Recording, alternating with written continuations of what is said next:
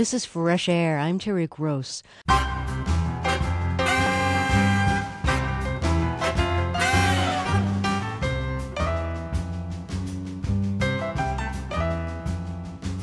My guest is Chilean novelist Isabel Allende. She's the niece of slain Chilean President Salvador Allende. She now lives in exile in Venezuela. Allende's first novel, The House of the Spirits, dazzled readers in Europe, Latin America, and this country. Has novel writing become a way to keep alive your memories of Chile and stories that you want to tell? Yes, I feel much better now. I have all the past with me, and there are so many beautiful stories to tell, not mine, but the stories of other people. When I finished The House of the Spirits, my mother said, "Oh God, you've put everything there. There's nothing left for another book." And I said, "No, there are many, many stories," and there are really. James Baldwin was one of the most influential writers to emerge during the Civil Rights era and address racial issues head-on. When I first went south and tried to get the story published, they accused me of fomenting violence. Now, I was describing violence. It was not a violence which I was in no way responsible. And I thought that people should know what is going on and why it's going on.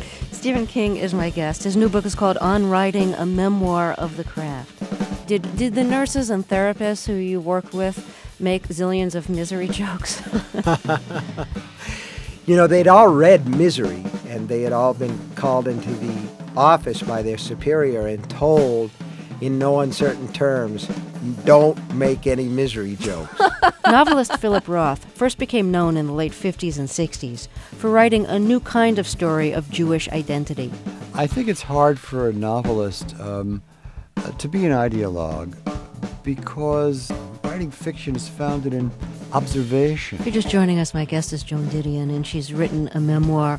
I had the sense when I was writing it that I wasn't writing it at all. It was like automatic writing. It's a very different kind of process. Maurice Sendak writes and illustrates children's books that are loved by adults as well as children. We're All in the Dumps deals with homelessness, sickness, and hunger. We are all in the dumps for diamonds or trumps. The kittens are gone to St. Norman Paul's. Mailer once wrote that before he was 17, he had formed the desire to be a major writer. John Updike is one of America's most important living writers. He's won the Pulitzer Prize, the National Book Award. My guest, Mary Gordon, has written novels, memoirs, short stories, essays. Author Laura Hillenbrand has been living with an extreme case of chronic fatigue syndrome. That's Ian McEwan reading from his new novel. Joining us for a return visit to Fresh Air is writer Paul Auster. My guest, historian Doris Kearns Goodwin. David Sedaris has written 3 very funny Juno Diaz, welcome to Fresh Air. My guest is Art Spiegelman. The author, Tim O'Brien. Neurologist Oliver Sacks. Daniel Pinkwater. Anthony Shadid. Zadie Smith. David Foster Wallace. Seymour Hirsch. Nick Hornby. Marilyn Robinson. Paulette Hosseini. Stephanie Kuhn. Scott Turow. Alice Sebo. Frank McCourt. Rebecca Scrooge. Jeffrey Eugenides. Jane Rule. Tanahasi Walter Coates. Barry Hanna. Jonathan Francis. Michael Shea. Nick Scott Turow. Jeffrey Eugenides.